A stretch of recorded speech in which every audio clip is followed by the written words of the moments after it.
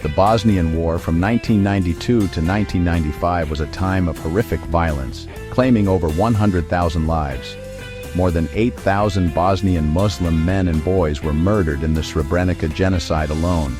This was not just a war between armies, it invaded homes, villages, and cities, turning neighbors into enemies and forcing millions to flee.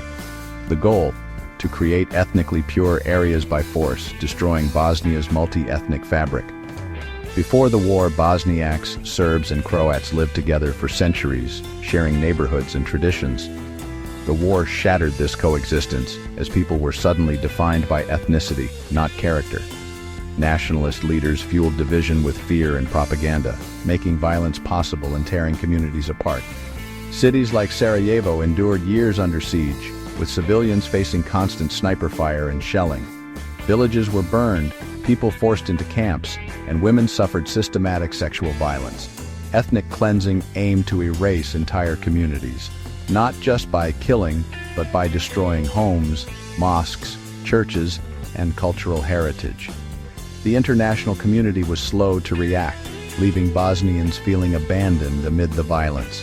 The war left Bosnia deeply divided and traumatized, with broken families and destroyed trust. The Dayton Peace Agreement ended the fighting in 1995, but the wounds remained. Yet, Bosnia's story is also one of resilience, of people coming together to rebuild from the ruins. Even in the darkest days, acts of bravery and kindness shone through. While leaders promoted hatred, many ordinary people refused to see their neighbors as enemies. In mixed neighborhoods, people risked their lives to protect each other, hiding neighbors, sharing food, and offering shelter. These were simple human acts of compassion that defied the logic of war. Helping someone from another group could mean death, but many did it anyway. Stories abound of Serb families sheltering Bosniak neighbors or Bosniak doctors treating Croat civilians. In besieged Sarajevo, people organized shared kitchens, makeshift schools, and dug tunnels for supplies. Their cooperation was a quiet rebellion against the forces tearing their city apart. These acts gave hope, reminding people that not everyone had succumbed to hatred. A shared cup of coffee or a whispered warning became powerful acts of resistance. These moments kept the idea of a multi-ethnic Bosnia alive. Though rarely told in official histories, these everyday acts of courage were the real story of survival. They laid the foundation for rebuilding communities after the war. The spirit of togetherness, though wounded, endured. As institutions collapsed, small local groups stepped up. Ordinary citizens, teachers, doctors, artists formed grassroots organizations to help their communities survive. Some smuggled medicine and food into besieged towns. Others set up makeshift clinics in basements. These groups documented atrocities, risking their lives to preserve the truth for future justice. Their records became crucial for war crimes tribunals and for honoring victims. They also kept culture alive, organizing plays, concerts, and even beauty pageants in bomb shelters. These events asserted humanity and identity in the face of violence.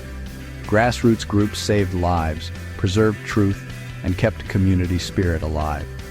They proved that small groups of dedicated people can make a profound difference. Their work laid the groundwork for post-war civil society and reconciliation. While big international bodies hesitated, individuals and small NGOs from around the world came to help Bosnia. Volunteers, aid workers, and journalists left their lives behind to offer skills and support in a war zone. Doctors, nurses, and engineers worked in makeshift hospitals and repaired vital infrastructure. Their presence showed Bosnians they were not alone. International supporters partnered with local groups, providing resources and amplifying their voices globally. Aid convoys faced danger, and journalists risked their lives to report the truth. These efforts pressured governments to act and brought hope to those suffering. Many NGOs founded during the war still work in Bosnia today, building peace and supporting human rights. The bonds formed during the war endure, proving the power of global solidarity. When the war ended in 1995, Bosnia was in ruins, and over 2 million people were displaced. The Dayton Agreement promised the right to return, but making it real was a long struggle. Early returnees, often minorities in their own villages, faced hostility and danger. Their determination inspired others, creating a slow but steady return. Community organizing was key. Returnees formed associations to support each other and rebuild. They cleared rubble, rebuilt homes, and restored basic services together.